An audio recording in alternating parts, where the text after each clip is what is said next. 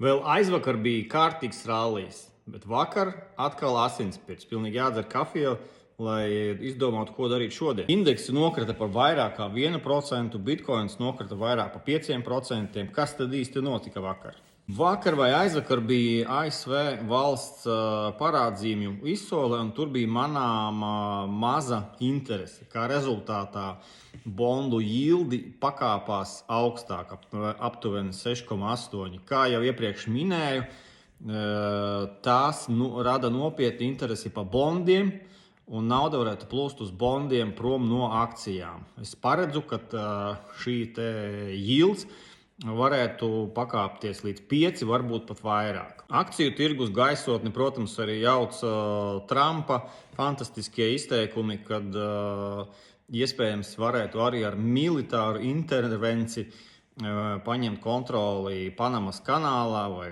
Grenlandē. Diezgan nebijis notikums Nvidia akcijai vakar bija, ka tā vienā brīdī bija all-time high, un varēja jau safanoties, ka atkal jāpērk, bet uz dienas beigām tā jau paslīdē zem 50 dienu vidējās atzīmes, kas tā kā riska zona. Tehniskie analītiķi zīmē grafikus, kur var redzēt, ka akciju cenas atsitās pret 20 dienu vidējo, kas vēsturiski ir parādījis, ka sekos kritiens uz leju.